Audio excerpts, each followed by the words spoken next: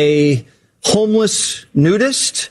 He was living in a storage locker, and he was an illegal alien from Canada with a rap sheet in San Francisco, we believe, so he should have been deported. But San Francisco is a sanctuary city. Up there is reporting, Martha, that the suspect was arrested in his underwear, and the authorities have found a manifesto, as they put it, on social media involving conspiracy theories, including anti-government COVID beliefs.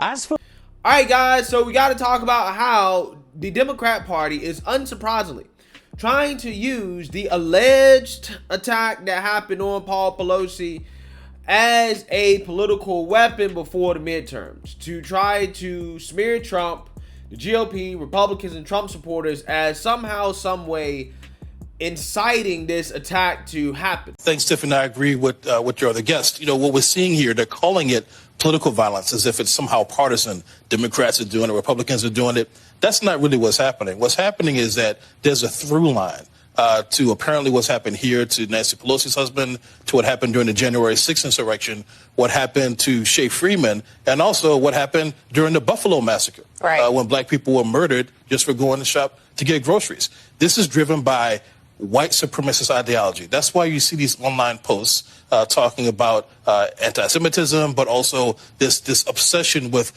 thinking that America is somehow anti-white. The problem is people keep egging these people on. There are people on the television across the street from us that egg these people on, talking about cabals and stuff, and people secretly running the world. And this guy doesn't like women either. So that's happening right now. And then on top of it, you have political figures. You have the previous president of the United States. Right.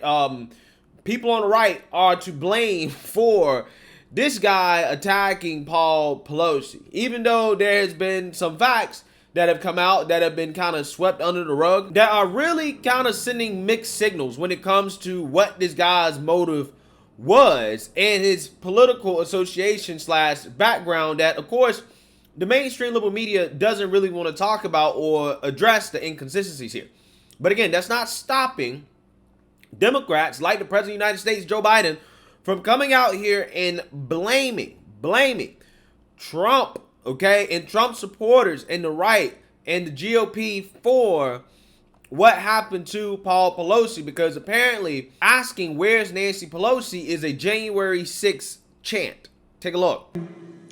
The news reports indicate it was intended to be an attack on the house Nancy Pelosi lives in, the third ranking person in the United States in line to be president. You know, it's reports that the same chant was used by this guy they have in custody that was used on January 6th. And the attacks on the U.S. Capitol. I'm not making this up. This is reported. I can't guarantee it. I can tell you what's being reported. The chant was, "Where's Nancy? Where's Nancy? Where's Nancy?" This is despicable. There's no place in America. There's too much violence, political violence, too much hatred, too much vitriol. And what makes us think the one party can talk about stolen elections, COVID being a hoax, there's all a bunch of lies, and it not affect people who may not be so well balanced? What makes us think that it's not going to corrode the political climate? Enough is enough is enough. Every person of good conscience needs to clearly and unambiguously stand up against the violence in our politics, regardless of what your politics are. Yeah, so I am truly never surprised by the amount of cognitive dissonance that comes out of the Democrat Party. I mean, seriously, did you guys listen to Joe Biden talk there about how, we're supposed to stand against all forms of political violence? Doesn't matter what side of political aisle you are. Again, these are the same people that chanted and cheered while BLM destroyed and rioted across the country. People lost their lives. They cheered the Roe v. Wade rioters, the same people that inspired the guy to attempt to assassinate Brett Kavanaugh. They have cheered climate extremists. They had a BLM activist in Kentucky that attempted to assassinate a Democrat mayor candidate. We've had political violence going on in this country for a long time, and a vast majority of it has come from the left and has been endorsed by the Democrat Party. I do not want to be lectured by these people on political violence. You cannot lecture me on it. You cannot talk to me about it because you guys endorse and sponsor political violence. You have a network, MSNBC, that is an extremist network that is sponsoring political violence against the GOP. Okay, because they're condoning it, they're endorsing it. That is what they're doing openly on that network. So I don't want to hear anything about extremist rhetoric because most of the extremist rhetoric in this country is coming from the left. It's coming from the left. It's right there in your face on mainstream liberal media. Okay, you don't see Fox News pushing too many right-wing conspiracies. Okay, they might allude to some, but they ain't flat out pushing it. On MSNBC, they're flat out pushing every left-wing conspiracy that they can. Okay, this is what they're doing. So I don't want to be lectured about this stuff because we're still early into this whole Paul Pelosi attack thing. And I can say, at least as of right now, from what I've seen and what I've read about the background of this individual who attacked Paul Pelosi, I got to say it's a very strange situation. It seems to me, in regards to trying to determine if this was politically motivated in the sense that it is a right-wing or left-wing attack on Nancy Pelosi's husband, seems a little bit premature to make a determination. Seems to be a lot of conflicting things going on here. Right, but that doesn't stop Joe Biden from going out there and essentially trying to blame this on Trump supporters. Right, it's Trump's fault. January 6th, where's Nancy is a January 6th champ. If the person went in there to attack Nancy Pelosi, of course they would ask, where's Nancy Pelosi? Now, again, we don't know if it's a right wing, left wing. We don't know any of that yet. But I don't think that saying that where's Nancy and trying to associate that with January 6th, I'm not necessarily sure if I'm following that. I'm not necessarily sure if I'm following that. But regardless, we know why he's doing it. He's trying to essentially connect it to Trump. He's trying to connect it to the GOP, despite not having all the facts. So let's actually read about the background of Paul Pelosi's alleged attacker, who apparently was a hippie and a nudist activist, right? Sounds like your typical Trump supporter, right-winger. Let's read about this. Details are emerging about 42-year-old David DePape, the man who allegedly broke into House Speaker Nancy Pelosi's San Francisco home early Friday morning and violently assaulted her husband, Paul, with a hammer, leaving him with a full fracture. These details include a history of activism for left-wing ideology and nudist causes. NBC Bay Area reporter Jackson Van Der Beken wrote on Friday, FBI visits Berkeley home tied to Pelosi beating suspect. The Victorian is dubbed a hippie collective by neighbors. So this is the house that the so-called white wing extremist lives in. Looks like they got a rainbow flag out here, LGBTQ flag. If you zoom in here, I think they have a Black Lives Matter sign. Again, this seems to me to be the typical leftist place of living, right? Especially in a place like California. But again, according to mainstream liberal media, far right. And I just want to be clear. I have no clue what these guys' political associations are. I do have a clue. But what I'm saying in terms of whether or not his political motivations are, far right or far left, I really don't know. All I'm saying is that it is a shame that Democrats are already trying to come to the conclusion that this guy must have been some type of far right, Trump supporting, GOP supporting extremist. So yeah. This type of stuff that he had at his house.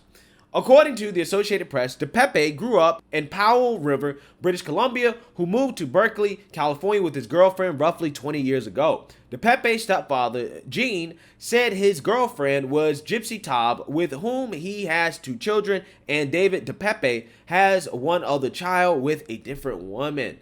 According to the San Francisco Chronicle, DePape closely associated with high-profile nudist Gypsy Taub, a 9/11 denier who disrobed during a hearing inside City Hall. DePape lived with Taub, her 3 children and her fiance, Jamia Smith, in a 3-bedroom Victorian flat in Berkeley, where he made hemp jewelry and was considered by some to be a father figure. Okay, yeah, so what do we have here? Okay, we have what is described as a hemp jeweler, right? He makes hemp jewelry, okay? And he's staying with his baby mama, who seems to be into some freaky stuff. They all seem to be into some freaky stuff, okay? They're nudist, and they're 3 children, and his baby mama's fiance.